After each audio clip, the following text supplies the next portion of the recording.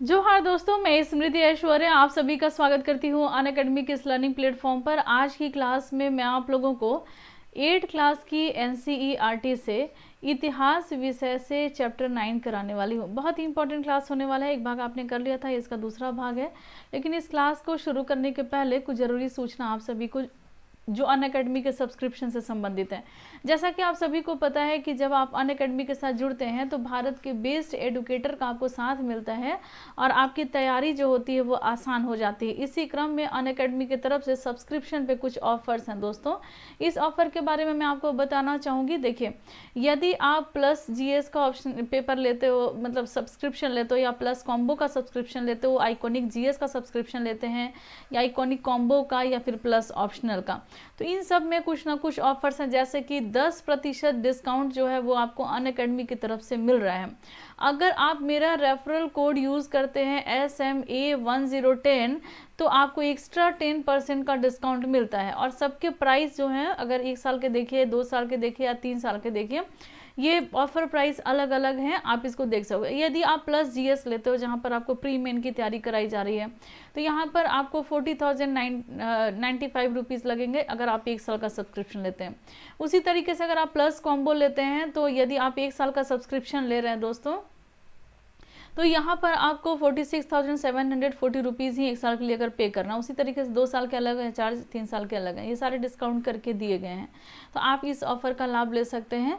इतना ही नहीं है दोस्तों, उसी तरीके से आपको यहाँ पर 10,000 की किताबें, 20 किताबें जो हैं आपको फ्री ऑफ कॉस्ट मिल रही हैं जब आप ये 1 साल या उससे अधिक का सब्सक्रिप्शन लेते हैं। तो ये सारी किताबें जो हैं वो यूपीएससी एक्सपर्ट्स के द्वारा ये सारी किताबें लिखी गई हैं। यदि किसी भी तरह का आपको दिक्कत हो रही है, इकोनॉमिकल प्रॉब्लम है, तो आपको यहाँ पर लोन की भी सुविधा दी जा रही है। 0 प्रोसेसिंग फीस के साथ आपको लोन अवेलेबल है। 0% इंटरेस्ट रेट के साथ आपको ये लोन अवेलेबल है। 2 घंटे के अंदर ही अप्रूवल हो जाएगा इस लोन का। कोई हिडन चार्ज आपको नहीं लग रहा है इस लोन, मतलब इसमें, और बहुत कम पेपर वर्क के साथ, काफ़ी फ्लेक्सिबल, 1 मिनट रुक जाइए, काफ़ी फ्लेक्सिबल टेन्योर के साथ ये लोन जो है आपको मिल जाएगा। तो ये सुविधा आपको मिल रही है इस सब्सक्रिप्शन के थ्रू। अब चलिए हम लोग थोड़ा सा प्लस और आइकॉनिक के बारे में भी जानें। जैसा कि दोस्तों, अगर आप प्लस का सब्सक्रिप्शन लेते हैं, आइकॉनिक का सब्सक्रिप्शन लेते हैं, तो दोनों में क्या खूबी है, क्या अंतर है। अगर प्लस का अगर आप लेते हैं तो आपको यहाँ लाइव क्लासेस मिलता है, वीकली टेस्ट मिलता है, स्ट्रक्चर्ड कोर्स मिलता है और अनलिमिटेड एक्सेस मिलता है। उसी तरीके से अगर आप आइकॉनिक का सब्सक्रिप्शन लेते हैं तो आपको पर्सनल गाइडेंस मिलता है, स्टडी प्लानर मिलता है, स्टडी मटेरियल्स मिलते हैं, एक्सपर्ट गाइडलाइंस मिलते हैं, और टेस्ट का एनालिसिस भी मिलता है। तो ये आपको प्लस और आइकॉनिक की खूबियाँ हो गई। अब चलिए हम लोग आगे जानते हैं, क्लास पे चैप्टर पे आते हैं। तो चैप्टर आप कौन सा पढ़ रहे हैं दोस्तों? तो ये चैप्टर है 9। क्लास कौन सा है? तो ये है 8। पढ़ क्या रहे हो? तो आप सभी इतिहास विषय पढ़ रहे हो। और चैप्टर का नाम क्या है? तो राष्ट्रीय आंदोलन का संगठन 1870 के दशक से 1947 तक। अब कल तक आप लोगों ने जितना चीज़ पढ़ा था उसको मैं थोड़ा सा आपको ये बता दूं कि क्या आपने पढ़ रखा है। तो ये आपने एक चित्र देखा था पिछले क्लास में, जो कि भारत छोड़ो आंदोलन के समय का ये चित्र है। और ये इस समय में जो प्रदर्शनकारी हैं, जो प्रदर्शन कर रहे हैं, इनके ऊपर आंसू गैस के गोले जो हैं वो छोड़े गए थे पुलिस के द्वारा। तो ये एक चित्र है जो भारत छोड़ो आंदोलन के समय में। पिछले क्लास में आपने ये चीज़ भी जाना था कि आपने उसके पहले वाले सारे चैप्टर में आप क्या क्या पढ़ के आए हो, तो उन सब का यहाँ पर सार दिया हुआ था कि आपने जाति व्यवस्था की चुनौती को देखा, आपने महिलाओं की समस्या के बारे में देखा, आपने छात्रों के जीवन के बारे में देखा, बदलती हुई जो जिंदगी है किसानों की, आदिवासी की, आपने इसे देखा। 1857 ईस्वी के विद्रोह के बाद की क्या स्थिति थी, या ये विद्रोह हुआ क्यों था, क्या कारण थे, तो इन सब के बारे में आपने पिछले क्लास में सारा चीज़ कर लिया है। फिर हस्तकला का कैसे पतन हो रहा था, उद्योगों का किस तरीके से विकास हो रहा था, कौन कौन से उद्योग खोले, कपड़े का उद्योग जो है वो खोला जा रहा था, फिर ये लौह इस्पात उद्योग जो थे वो खोले जा रहे थे। तो ये सारा चीज़ आपने पहले पढ़ रखा है। और कल वाली जो क्लास आपने की है उसमें आपने क्या पढ़ा? तो राष्ट्रवाद का उदय, ये आपने पढ़ा, राष्ट्रवाद के उदय को। तो ये इसमें क्या है ना दोस्तों कि आपने देखा कि किस तरीके से लोगों के चेतना जो है वो विकसित हो रही है।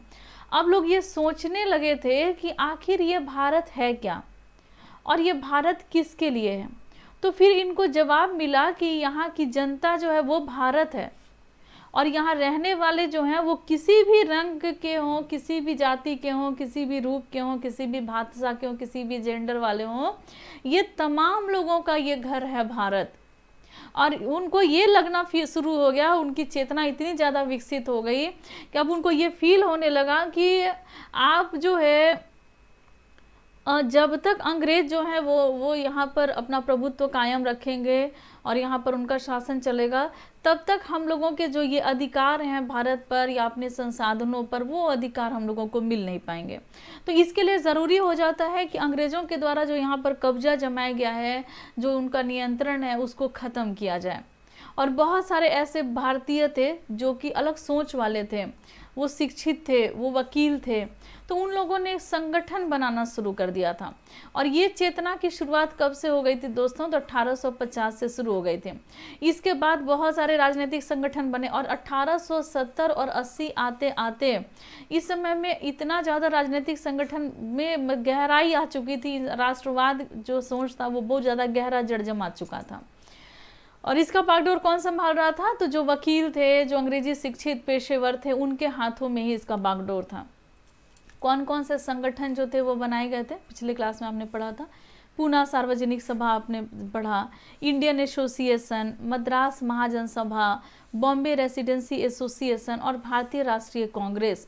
इसी तरह के कुछ प्रमुख संगठन थे, क्योंकि अब जो बुद्धिजीवी थे दोस्तों, जो अब शिक्षित वर्ग के जो लोग थे, अब उनको ये आवश्यकता महसूस हो गई थी कि अब एक संगठन की आवश्यकता है जो अखिल भारतीय स्तर पे हो। और इसी प्रयास में इन्होंने क्या किया कि कुछ संगठन बनाए। इसमें सबसे जो महत्वपूर्ण है दोस्तों, तो ये कौन सा था? तो ये महत्वपूर्ण था, देखिए 1885 ईस्वी में बना हुआ एक संगठन। तो वर्ष कौन सा? तो 1885। सबके महत्व अलग अलग थे, कुछ ज़्यादा खास था 1885 वाला, क्योंकि यहाँ पर 72 प्रतिनिधियों के साथ, कहाँ पर? तो बम्बई में। और किसकी स्थापना की गई? तो भारतीय राष्ट्रीय कांग्रेस की स्थापना की गई थी इसमें। और ये इसके प्रमुख जो आरंभिक नेता थे वो कौन कौन थे? तो दादा भाई नौरोजी थे, फिरोज शाह मेहता थे, बदरुद्दीन तैयब जी थे, और WC बनर्जी थे, सुरेंद्र नाथ बनर्जी थे, रोमेश चंद्र दत्त थे और S सुब्रमण्य अय्यर थे। ज़्यादातर जो नेता थे वो कहाँ के थे? तो वो मुंबई के थे, और ज़्यादातर नेता जो थे वो कोलकाता के थे। तो इस जगह के नेता अधिकतर वहाँ पर थे।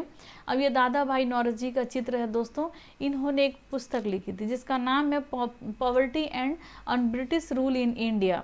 इस किताब के लेखक कौन है? तो दादा भाई नौरोजी।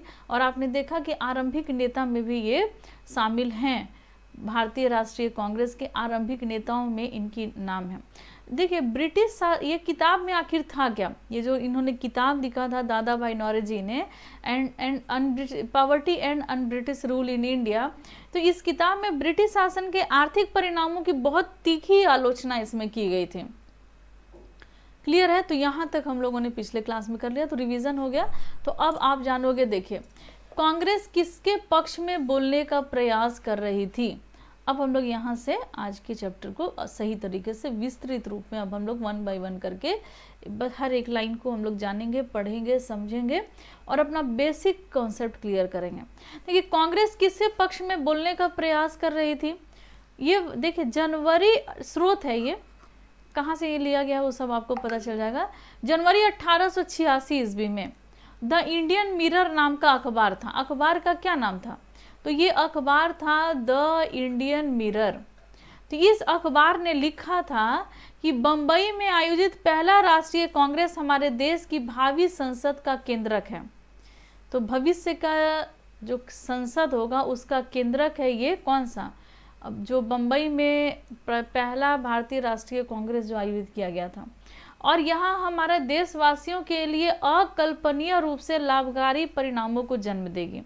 और यह जो है, ये जो भारतीय राष्ट्रीय कांग्रेस की स्थापना की गई है, तो ये लाभकारी परिणाम देगा आने वाले समय में देशवासियों को, और जो बिल्कुल अकल्पनीय, आप कल्पना भी नहीं कर सकते हो कि कितना ये परिणाम जो है लाभकारी होने वाला है। ऐसे लाभकारी परिणाम को ये जन्म देने वाली है भारतीय राष्ट्रीय कांग्रेस। और ये बात किसने लिखा था? तो ये बात लिखा था द इंडियन मिरर नाम के अखबार ने। वर्ष कौन सा था, तो 1886 ईस्वी, क्योंकि 1885 ईस्वी में भारतीय राष्ट्रीय कांग्रेस का पहला जो मीटिंग हुआ था उसी के बारे में ये कहा गया था। बदरुद्दीन तैयब जी ने 1887 ईस्वी में अध्यक्ष की हैसियत से कांग्रेस को संबोधित करते हुए कहा। तो यहाँ एक आंकड़ा आपको मिल गया है, ये वर्ष था 1887 ईस्वी। इस समय में जो भारतीय राष्ट्रीय कांग्रेस का जब ये किया जा रहा था, मतलब जो मीटिंग बुलाई गई थी, तो इसकी अध्यक्षता कौन किया था, इसको संबोधित किया था, इसकी अध्यक्षता किया था बदरुद्दीन तैयब जी ने। 1887 ईस्वी में भारतीय राष्ट्रीय कांग्रेस की जो बैठक बुलाई गई थी उसकी अध्यक्षता बदरुद्दीन तैयब जी ने किया था, और यह वर्ष 1887। उन्होंने कहा कि यह कांग्रेस भारत के किसी एक वर्ग या समुदाय के प्रतिनिधियों से मिलकर के नहीं बने। इस कांग्रेस में कोई भारत का एक वर्ग या कोई एक समुदाय मिलकर के ये गठन नहीं किया गया, बल्कि यह भारत के सभी समुदाय की ये संस्थान है। अब देखिए, उभरता हुआ राष्ट्र, उभरता हुआ राष्ट्र, तो यहाँ तक सारी चीजें क्लियर है ना, हाँ या ना में आंसर कर दीजिएगा। अब देखिए, उभरता हुआ राष्ट्र के बारे में हम लोग जानेंगे। तो अक्सर यह कहा जाता है कि अपने पहले 20 सालों में कांग्रेस अपने उद्देश्य और तरीके के लिहाज से मध्यम वर्गीय पार्टी थी। तो ये अपने उद्देश्य के लिहाज से, अपने तरीकों के लिहाज से और मध्यम वर्गीय पार्टी थी। इस दौरान कांग्रेस ने सरकार और शासन में भारतीयों को और ज़्यादा जगह देने के लिए आवाज़ उठाई थी। अक्सर ये कहा जाता है कि अपने पहले 20 सालों में कांग्रेस अपने उद्देश्य और तरीके के लिहाज से एक मध्यम वर्गीय पार्टी था। अब इस समय में कांग्रेस ने सरकार और शासन में भारतीयों को और ज़्यादा जगह देने की आवाज़ उठाई थी। तो ये इसको कांग्रेस को किस रूप में देखा जा रहा था दोस्तों, तो ये मध्यम वर्गीय पार्टी के रूप में इसको देखा जा रहा था। लेकिन इस बीच में 20 सालों में, शुरुआती 20 साल में जब भारतीय राष्ट्रीय कांग्रेस का गठन हुआ, तो इसके शुरुआती 20 वर्षों में इन्होंने क्या काम किया था। आरंभ के 20 वर्षों में इन्होंने क्या किया था कि कांग्रेस शासन में भारतीयों को ज़्यादा जगह मिले, मतलब अगर जो शासन चल रही है भारत की, तो उसमें अधिक से अधिक जगह भारतीयों को मिले, इसके लिए उन्होंने आवाज़ उठाया था। कांग्रेस ने ये बात कही थी कि इसमें भागीदारी सुनिश्चित की जाए भारतीयों की भी अधिक से अधिक।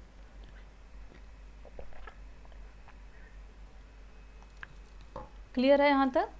चलिए, कांग्रेस का आग्रह था कि विधान परिषद में भारतीयों को ज़्यादा जगह दी जाए। जो विधान परिषद है उसमें भारतीयों को की अधिक भागीदारी हो, ये इनका शुरुआती 20 वर्षों में ये सारे डिमांड थे।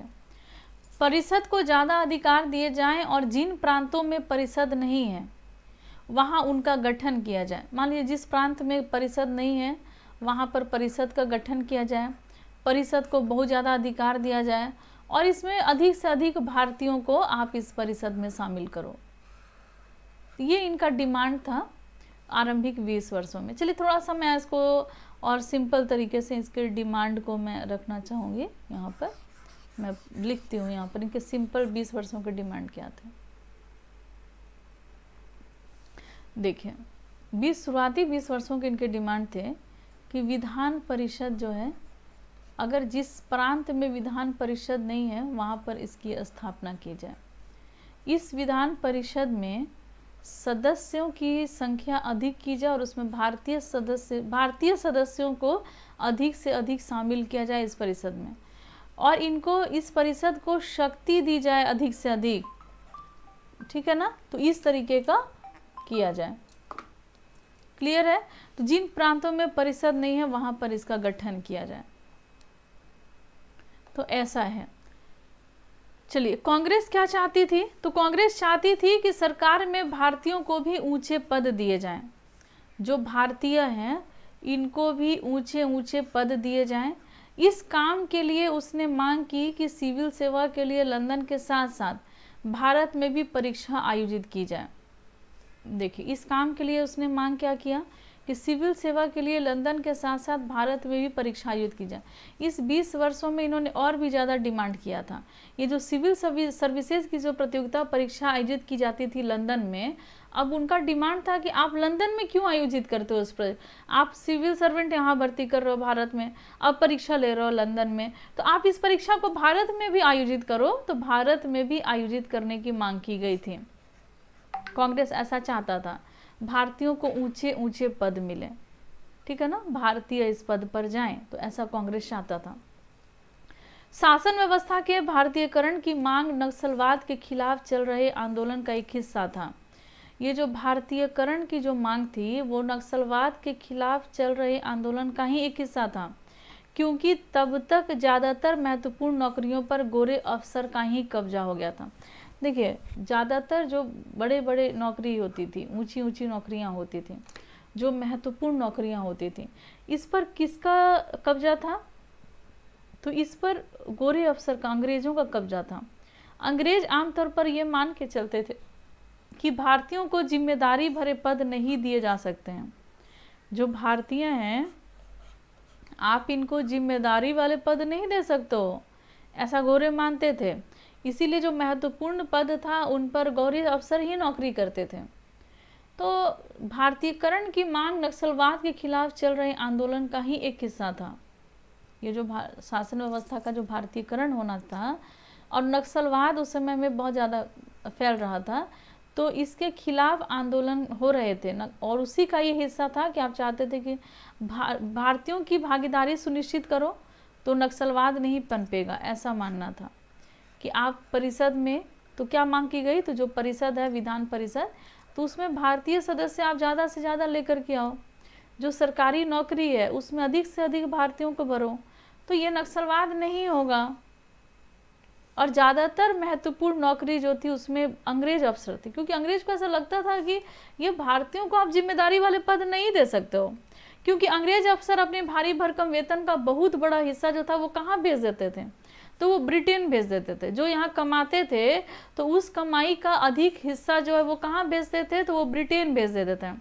तो इसलिए उनको उम्मीद था कि अगर मान लीजिए कि भारतीयों को ये नौकरी मिलेगी तो ये जो धन संपत्ति ये चला जा रहा है विदेश में, ये लोग कमा कमा करके यहाँ से भेज रहे हैं अपने देश में, तो अगर यहाँ के लोगों को नौकरी मिलेगा तो ये धन संपत्ति भारत में ही रहेगी, भारत से बाहर तो ये संपत्ति नहीं जाएगी।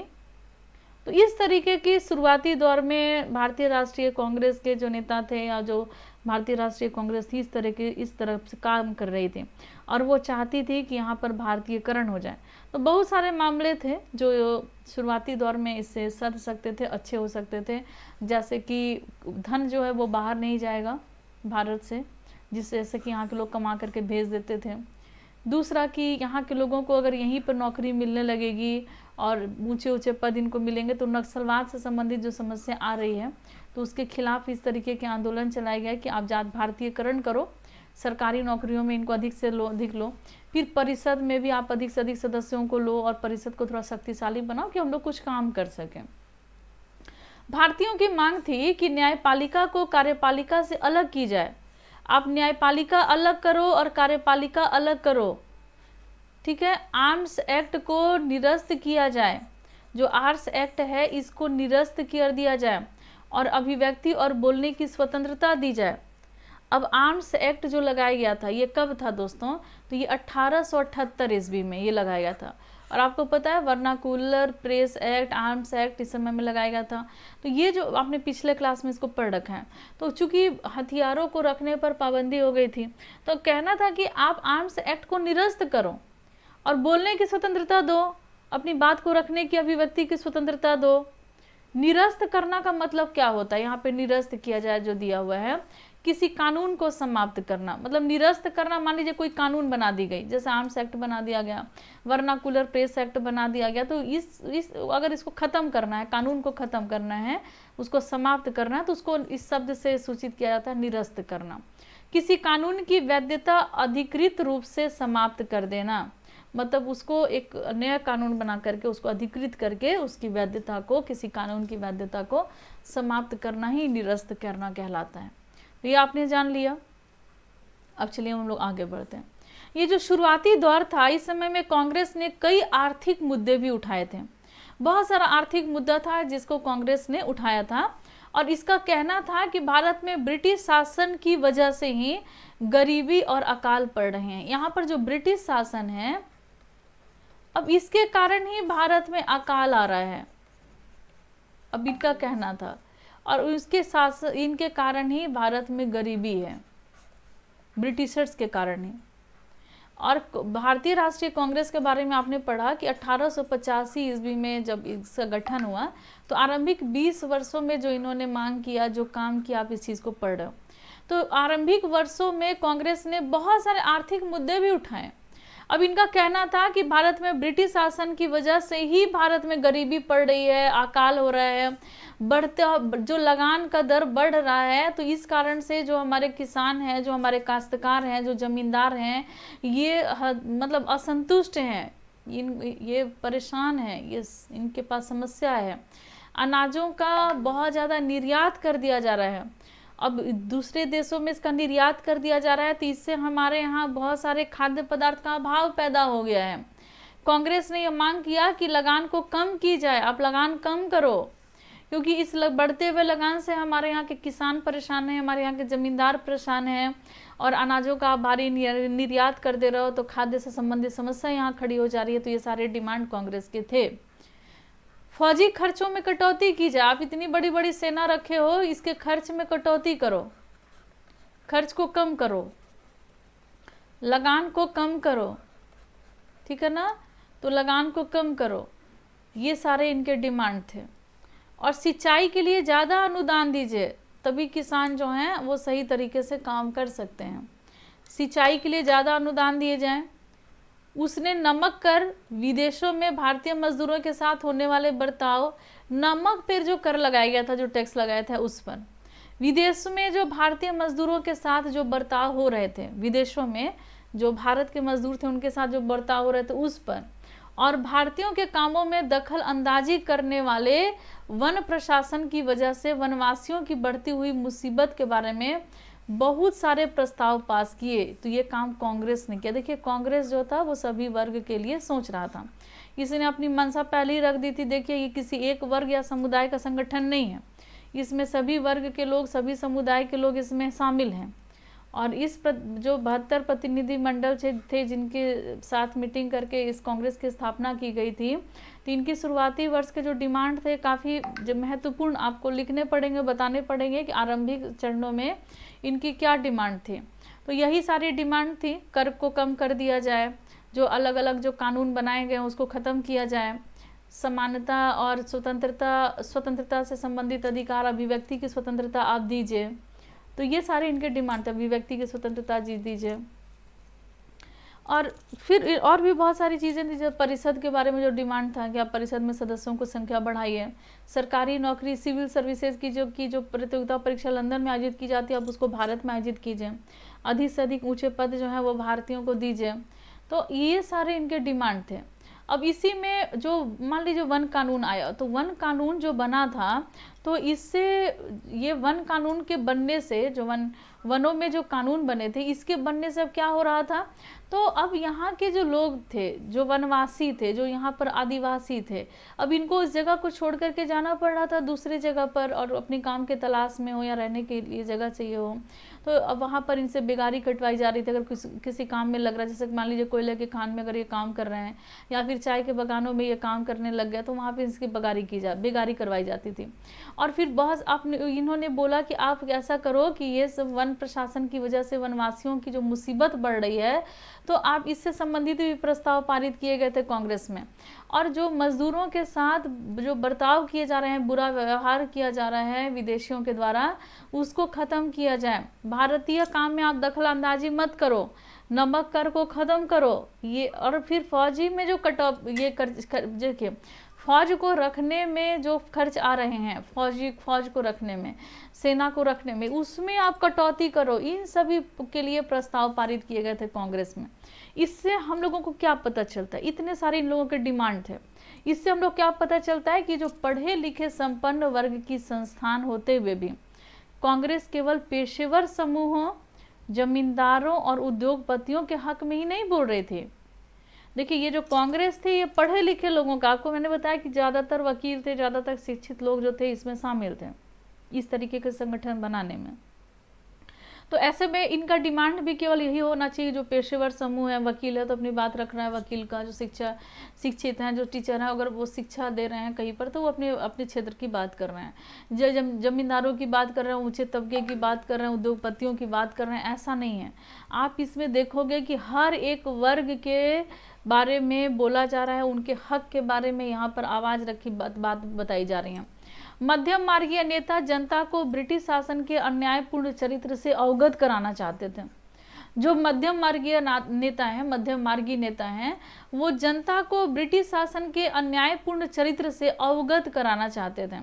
उन्होंने अखबार निकाले, लेख लिखे और साबित करने का यह प्रयास किया कि ब्रिटिश शासन जो है वो देश को आर्थिक तबाही की ओर लेकर के जा रहे हैं। अब इसके लिए इन्होंने क्या किया, इस तरीके के नेता को जो इस तरीके की बात कर रहे थे, इनको क्या कहा गया, तो इन्हीं को मध्यम मार्गी नेता कहा गया। जो बीच का मार्ग निकाल रहे हैं, जो सुधारों की बात कर रहे हैं, जो भारतीयकरण की बात कर रहे हैं, तो इसको मध्यम वर्गीय नेता कहा गया। तो जो मध्यम मार्गी नेता थे, इन्होंने जनता को ब्रिटिश शासन के अन्यायपूर्ण चरित्र से अवगत कराया। उन्होंने दिखाया कि देखो कि जो ब्रिटिशर्स हैं वो कितना अन्याय कर रहे हैं, इस अन्याय को तुम देखो। तो अन्याय को से अवगत कराया था इन्होंने, मध्यम वर्गीय नेता ने।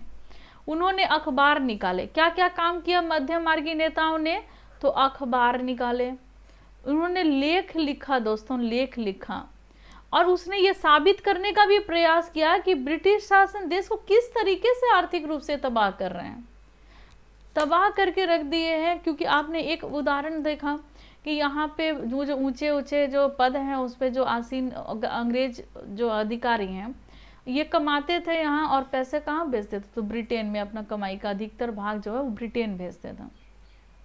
तो इससे धन का जा रहा था बाहर भारत का। तो उन्होंने कहा कि यहाँ के लोगों को यहीं पर नौकरी दो और ऊंचे ऊंचे पद जो है यहाँ के लोगों को दो, ताकि धन यहाँ का यहीं पे रह जाए। तो इससे आर्थिक तबाही हो रही है। अब आर्थिक तबाही की ओर ये जो सारे इनका नियम कानून है वो लेकर के जा रहे हैं। इन्होंने जो भाषण दिया, यानी कि लेख लिखे, इन्होंने अखबार छापे, इन्होंने भाषण भी दिया, और इस भाषण के जरिए इन्होंने क्या कहा, तो ब्रिटिश शासन की इन्होंने निंदा की।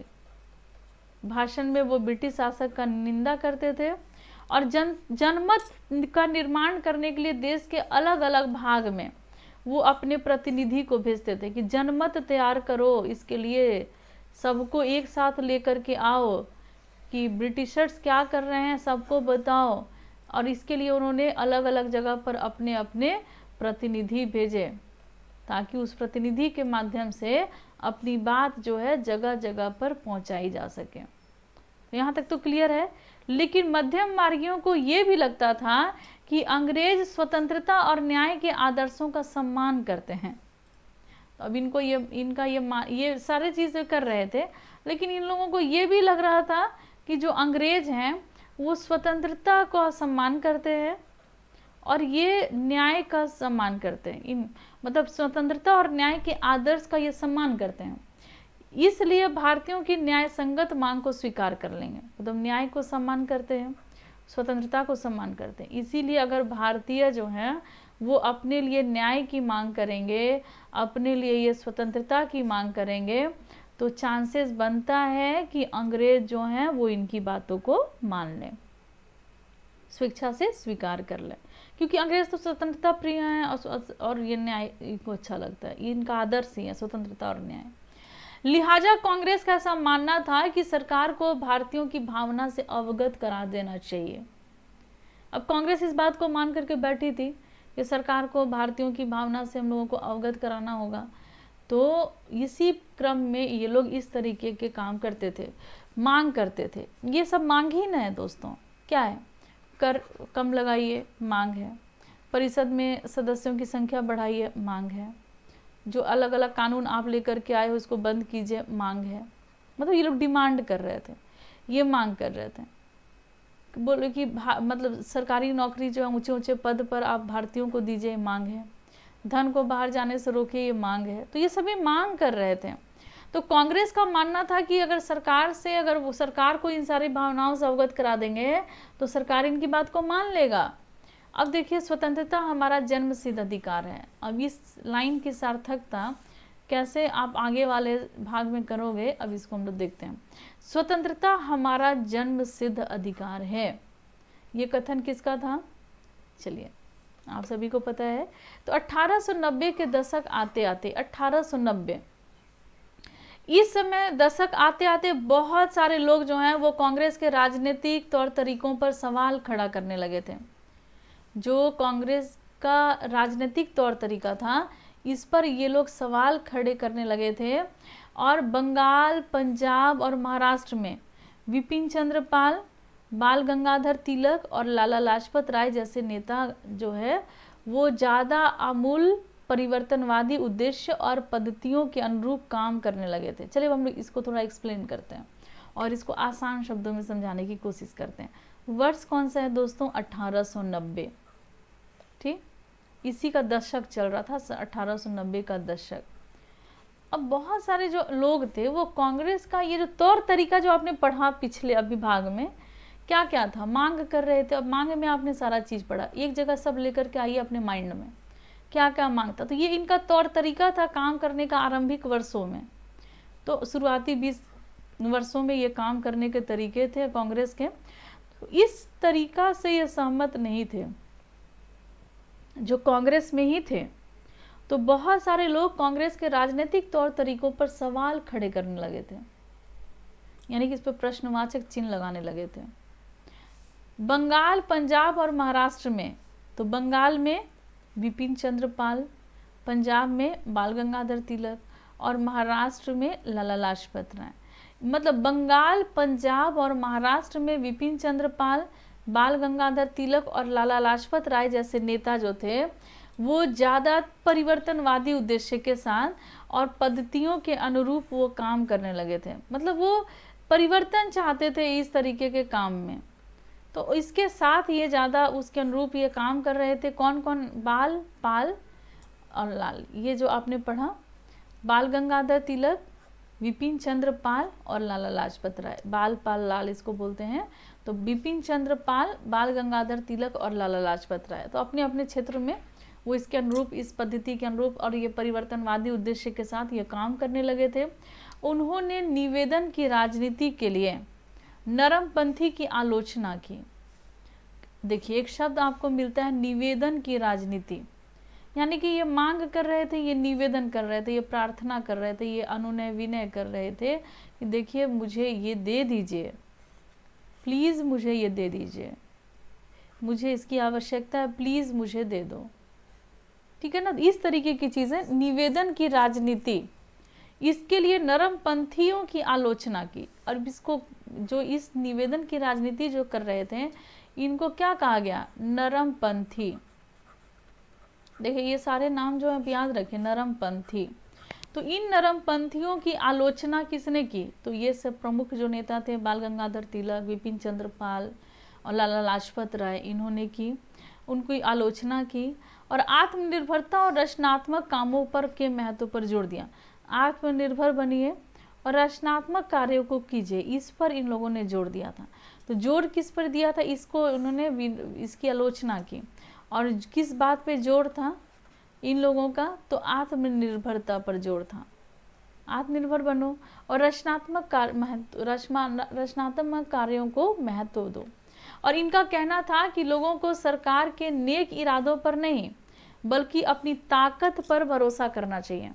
ये जो सरकार है, इनको अपने नेक इरादों पर नहीं लेकिन अपनी ताकत पर भरोसा करना चाहिए और लोगों को स्वराज के लिए लड़ना चाहिए। लोग को किसके लिए लड़ना चाहिए? तो इनको स्वराज के लिए लड़ना चाहिए। तिलक ने नारा दिया, स्वतंत्रता मेरा जन्मसिद्ध अधिकार है और मैं इसे लेकर के रहूंगा। अब ये जो बाल गंगाधर तिलक थे, विपिन चंद्र पाल थे और लाला लाजपत राय थे, 1890 के दशक की बात चल रही है दोस्तों। तो इन्होंने एक तो जो नरमपंथी थे इसका इन्होंने आलोचना किया और इन्होंने कहा कि ये जो आप निवेदन की राजनीति कर रहे हो उसकी आलोचना इन्होंने की। और इन्होंने कहा कि नेक इरादों पर नहीं आपको जोर देना है, मतलब बहुत अच्छे इरादों पे आपको, नेक इरादे आपके पर जोड़ने, आपको अपनी ताकत पर भरोसा रखना है। लोगों को स्वराज के लिए लड़ना चाहिए लोगों को स्वराज के लिए। और बाल गंगाधर तिलक ने ही ये नारा दिया था कि स्वतंत्रता मेरा जन्मसिद्ध अधिकार है और मैं इसे लेकर रहूंगा। मांग नहीं करना है कि दे दो, प्लीज दे दो, प्लीज दे दो, वैसा वाला चीज नहीं, मांग नहीं करना है, मैं ले करके रहूंगा। कहने का मतलब कि अपने ताकत पे भरोसा रखो कि मैं ले करके रहूंगा और ये मेरा जन्मसिद्ध अधिकार है स्वतंत्रता, और मैं इसे किसी कीमत पे ले करके रहूंगा। इस चीज ये इनका है। अब देखिए स्रोत 2 जो है, अब स्रोत 1 में आपने पढ़ा था एक ये जो है अखबार की कुछ लाइंस जो है आपने पढ़ी थी। तो अब जो संगठन के बारे में 1850 ईस्वी के संगठन के बारे में द इंडियन मिरर में छपा हुआ लेख था, तो आपने उसको पढ़ा था। 1885 ईस्वी में क्या हुआ था उस समय में, जो संगठन बने थे तो उसका क्या परिणाम निकलने वाला था आने वाले समय में, ये बिल्कुल अकल्पनीय है, ऐसा लाइन उन्होंने लिखा था। अब सोने की चाह में अब ये क्या चीज़ है देखिए, डिनशॉ वाचा नामक एक मध्यम वर्गीय नेता थे, मध्यम मार्गी नेता। और मध्यम मार्गी नेता कौन थे? जो अनुनय विनय के द्वारा अपनी मांग को सरकार के समक्ष रख रहे थे, लेकिन उनका ये भी मानना था कि जो सरकार है ये स्वतंत्रता और न्याय चाहती है, और अगर स्वतंत्रता न्याय चाहती है तो हमारे जो मांग है स्वतंत्रता को लेकर के या न्याय को लेकर के, वो हमारी मांग को वो जरूर मानेंगे। तो ये भी एक डिनशॉ वाचा जो है, तो डिनशॉ वाचा ये भी एक मध्यम मार्गीय नेता थे। वर्ष 1887 ईस्वी, यानी कि जो भारतीय राष्ट्रीय कांग्रेस का गठन हुआ था उसका आरंभिक वर्ष था ये 1887। इसमें नौरोजी को संबोधित करते हुए इन्होंने लिखा था कि आजकल फिरोज शाह अपने निजी कामों में बहुत ज़्यादा व्यस्त हैं। ये जो फिरोज शाह हैं वो अपने निजी कामों में ये बहुत ज़्यादा व्यस्त हैं। ये लोग पहले ही काफ़ी अमीर हैं, ये बहुत ज़्यादा अमीर हैं पहले से ही। तेलंग साहब भी व्यस्त रहते हैं और मुझे समझ में नहीं आता कि अगर सभी लोग सोने की चाह में इतने व्यस्त रहेंगे तो देश की प्रगति कैसे हो सकती है।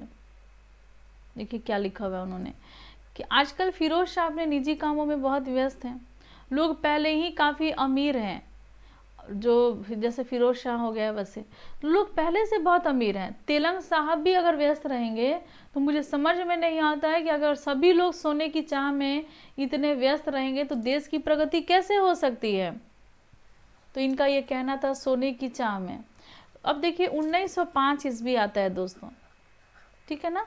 तो आप जो पढ़ रहे थे बाल गंगाधर तिलक, विपिन चंद्र पाल और लाला लाजपत राय के विचार के बारे में, वो क्या सोच रहे थे, वो क्या परिवर्तन लाना चाहते थे, तो ये कब की बात थी? तो 1890 के दशक की बात थी दोस्तों, इस दशक की बात थी, इस दशक की बात थी। लेकिन अब कहाँ पर आप आ गए हो? तो ये आ गए हो 1905 ईस्वी में। अब हम लोग देखेंगे कि आखिर 1905 ईस्वी में हो क्या रहा है। इस समय में कौन वायसराय था दोस्तों? तो ये वायसराय थे, इनका नाम था करजन, वायसराय करजन। तो करजन का समय था 1905 ईस्वी का। और अक्सर ये प्रतियोगिता परीक्षा में पूछता भी है कि 1905 ईस्वी में भारत के वायसराय कौन बने थे, और भारत के पहले वायसराय कौन बनाए गए थे और कब बनाए गए थे, ये आपने पहले पढ़ रखा 1857 ईस्वी की क्रांति के समय में, कि 1858 ईस्वी में जो अधिनियम आया जिस समय में ईस्ट इंडिया कंपनी से भारत की सत्ता को ली गई और ये क्राउन के पास ये सत्ता चली गई और क्राउन के हाथों में सारी चीज़ें आ गई। अब जो भारत का गवर्नर जनरल था वो भारत का वायसराय कहलाने लगा। ये आपने पिछले क्लास में पढ़ रखा है। तो जो पिछले क्लास में आपने पढ़ रखा है उसको हम लोग समेटते हुए चलें। आने वाले क्लास के लिए कुछ प्रश्नों को रखें अपने माइंड में, ताकि वो धीरे धीरे 1 बाय 1 करके आपका वो प्रश्न क्लियर हो। अब देखिए 1858 में जो अधिनियम आया तो उस समय में भारत का पहला वायसराय कौन बनाए गए थे? तो ये कैनिंग बनाए गए थे। अब ये 1905 ईस्वी में भारत का वायसराय कौन था? तो 1905 ईस्वी में वायसराय जो थे ये थे करजन। क्या नाम था इनका? करजन। अब ये बंगाल का विभाजन इन्होंने कर दिया। देखिए मान लीजिए कि ये करजन ने क्या किया, बंगाल है मान लो, इस बंगाल को विभाजित कर दिया, 2 भागों में इन्होंने बांटा।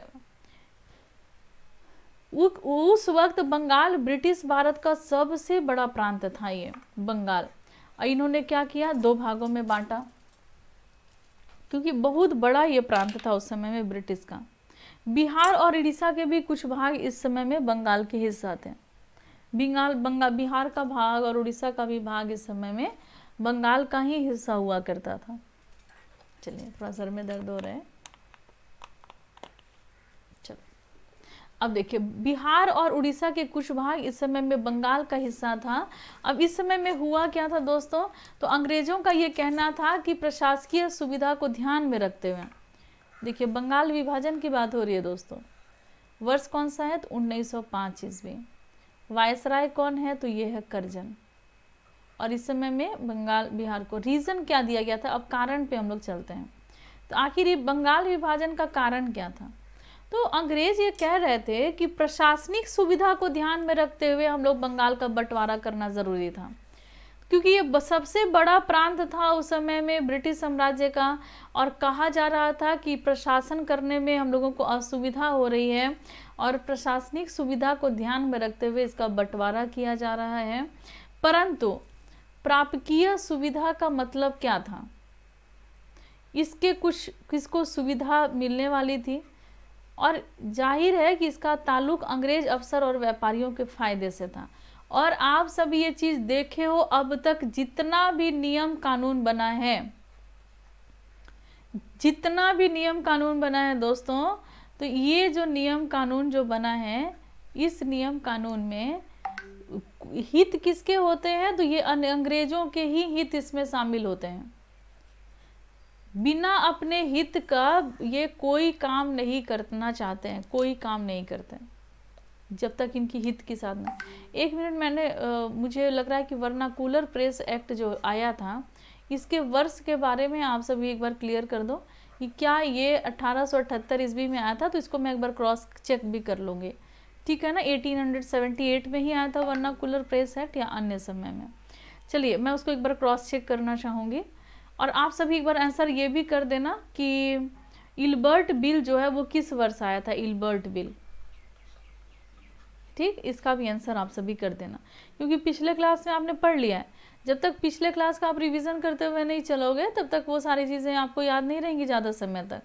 देखिए, सुविधा अब की इनका क्या हित था, अंग्रेजों का क्या हित था, लेकिन सरकार ने गैर बंगाली इलाकों को अलग करने की बजाय उससे पूर्वी भागों को अलग करके असम में मिला दिया। देखिए, ये जो है, अब अंग्रेज अधिकारी को क्या फ़ायदा हो रहा था इससे, बंगाल विभाजन से, जो 1905 ईस्वी में हुआ था, होने वाला था करजन के समय में। अब ये देखिए, इसमें तो गैर बंगाली इलाकों को आपको अलग करना है। अगर आपको अलग करना है, प्रशासन करने में दिक्कत हो रही है, तो जो गैर बंगाली इलाके हैं उनको अलग करो। लेकिन ऐसा नहीं किया गया। गैर बंगाली इलाकों की अलग करने की बजाय उसने पूर्वी भाग को अलग करा, भाग को अलग करा। पूर्वी भाग इसको किस में मिला दिया, पूर्वी भाग को इसने असम में मिला दिया। पूर्वी भाग को किस में मिलाया, तो असम में मिला दिया, ठीक है ना। पूर्वी भाग को अलग करके असम में मिलाया। और पूर्वी बंगाल को अलग करने के पीछे अंग्रेजों का मुख्य उद्देश्य क्या रहा, आपने ये तो बता दिया कि प्रशासनिक सुविधा के हिसाब से दिक्कत हो रही थी प्रशासन चलाने में, इसलिए मैंने इसको अलग कर दिया, आपने ये बताया। लेकिन नहीं, बिना हित का ये कोई काम नहीं करते थे जब तक इनका कोई लाभ फायदा नहीं हो। तो इनका मुख्य उद्देश्य क्या रहा था, तो जो बंगाली राजनेता के प्रभाव पर अंकुश लगाना। देखिए, यहाँ पर कुछ बंगाली नेता थे जिनका प्रभाव बहुत ज़्यादा था। अब इनके प्रभाव पर अंकुश लगाना, लगाम लगाना, अंकुश लगाना, ये चाहते थे, ये रीज़न था इनके प्रभाव पर अंकुश लगाना। और बंगाली जनता को बांट देना, जनता को बांटना, ना कि अब गैर बंगाल जनता को बांट देना, बंगाली जनता को। बंगाल के विभाजन से देश भर में गुस्से की लहर फैल गई। जनता उस समय बुर्बक नहीं थे, अब लोग शिक्षित हो रहे थे, चीज़ों को समझ रहे थे, लोगों के विचार जो थे एक जगह से दूसरे जगह संचार के माध्यम से भी जा रहे थे, अब लोग ज़्यादा जागरूक हो गए थे, राष्ट्रवाद भी आ गया था, राष्ट्रीयता लोगों में भर गई थी, अब लोग स्वतंत्रता चाहते थे, बहुत सारे अखिल भारतीय स्तर पर संगठन बनाए जा रहे थे, लोगों का ध्यान जो था वो समस्याओं पे जा रहा था। तो बंगाल विभाजन से देश भर में गुस्से की लहर फैल गई, अब लोग गुस्सा होने लगे। मध्यम मार्गी और आमूल परिवर्तनवादी कांग्रेस के सभी धड़ों ने इसका विरोध किया था। अब जो लोगों का जो गुस्सा फैला कि नहीं, बंगाल का विभाजन नहीं होना है, नहीं होने देंगे, तो अब बताइए इस चीज़ का भी मध्यम मार्गी और जो आमूल परिवर्तनवादी हैं वो कांग्रेस के धड़ ने इसका विरोध किया।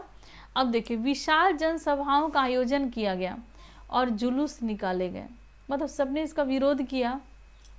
देखिए, मध्यम मार्गी और आमूल परिवर्तनवादी कांग्रेस के सभी धड़ों ने इसका विरोध किया, सभी बंगाल विभाजन का, और बंगाल विभाजन का जो गुस्सा था वो पूरे देश में फैल गए। मध्यम वर्गीय थे या परिवर्तनवादी भी जो थे, मध्यम मार्गी भी इसका विरोध कर रहे थे विभाजन का, परिवर्तनवादी जो चाहते थे कि कांग्रेस में परिवर्तन आए, जैसे कि प्रमुख नेता आपने जाना बाल गंगाधर तिलक, विपिन चंद्र पाल, लाला लाजपत राय, तो ये सब कुछ प्रमुख नाम जो थे वे परिवर्तनवादी में आ गए। और कांग्रेस का सभी धड़ जो था, सभी भाग, वो इसका विरोध कर रहा था बंगाल विभाजन का।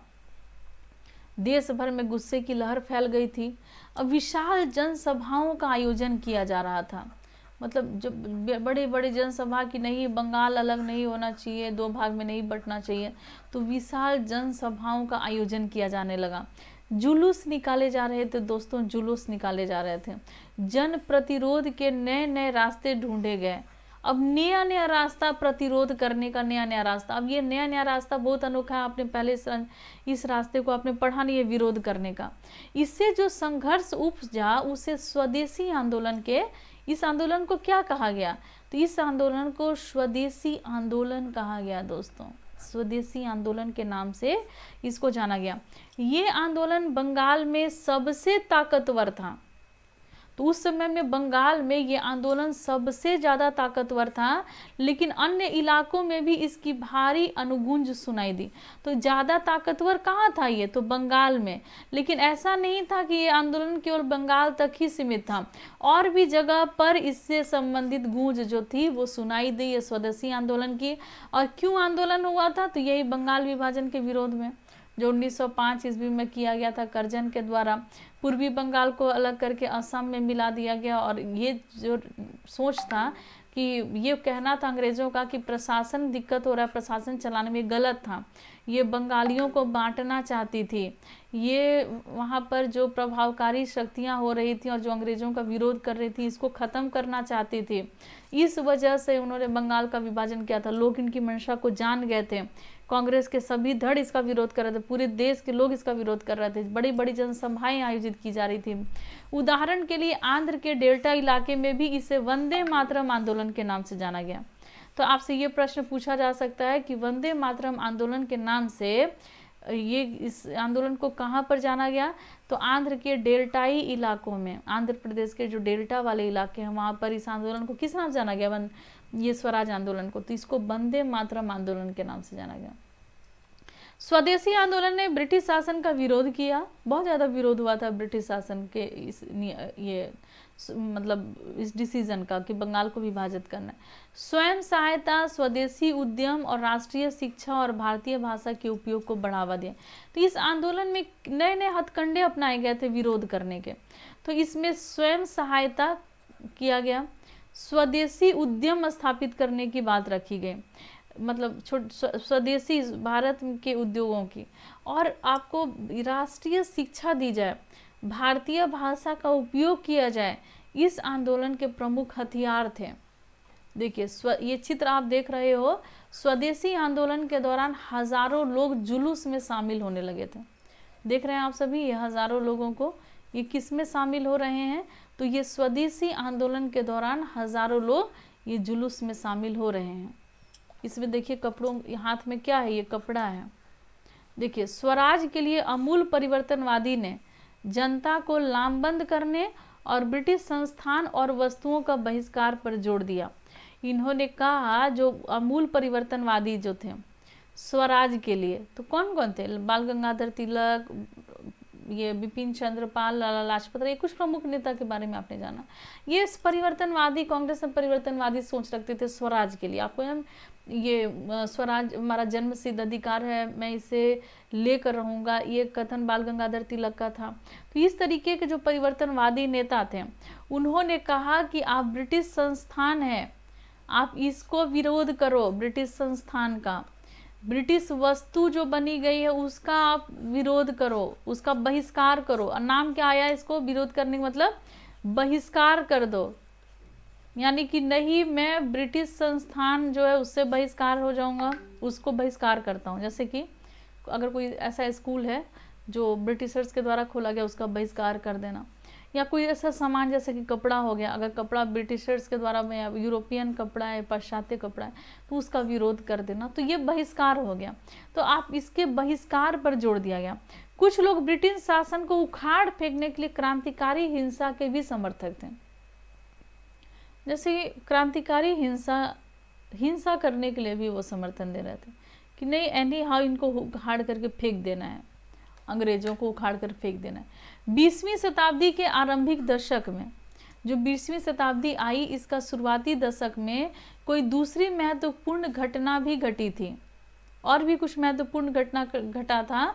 1906 ईस्वी में मुसलमान जमींदार और जो नवाब थे उनके एक समूह ने ढाका में ऑल इंडिया मुस्लिम लीग का गठन किया और लीग ने बंगाल विभाजन का समर्थन किया।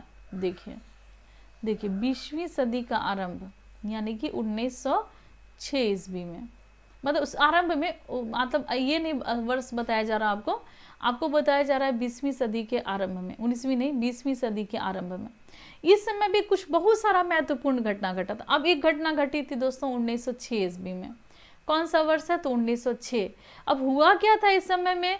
तो इस समय में मुस्लिम जमींदार और जो नवाब थे इन्होंने क्या किया था कि ढाका में, कहाँ पर? तो ढाका में ऑल इंडिया मुस्लिम लीग का गठन इन्होंने किया। ऑल इंडिया मुस्लिम लीग, इसका गठन इन्होंने किया ढाका में। कहाँ पर? और ये बंगाल के विभाजन का समर्थन कर रहे थे, ये विरोध नहीं कर रहे थे। इनके समर्थन करने के लिए ऑल इंडिया मुस्लिम लीग का गठन 1906 ईस्वी में ढाका में किया गया। ये मुस्लिम जमींदार और नवाबों के द्वारा ये संगठन बनाए गए थे और 1906 ईस्वी में इसको बनाया गया था। ये समर्थन कर रहे थे बंगाल के विभाजन का।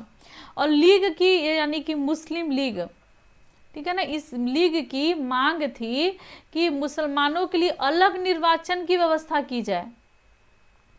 1909 आया, वर्ष आया 1909। सरकार ने इनकी अलग निर्वाचन की जो व्यवस्था थी इसको मान ली। अब परिषद में कुछ सीटें जो थी वो मुसलमान उम्मीदवारों के लिए आरक्षित कर दिया गया कि इस पे सिर्फ मुसलमान उम्मीदवार ही आ सकते हैं और इन्हें मुस्लिम मतदाताओं के द्वारा ही चुनकर भेजा जाना था। और इस मुस्लिम नेताओं को कौन चुनेगा? तो जो मुस्लिम भाई बंधु हैं, जो मुस्लिम मतदाता हैं, उनके द्वारा ही इनको चुन के भेजा जाएगा। तो ये मांग कब माना गया इनका? तो 1909 ईस्वी में अलग निर्वाचन की व्यवस्था की गई 1909 ईस्वी में।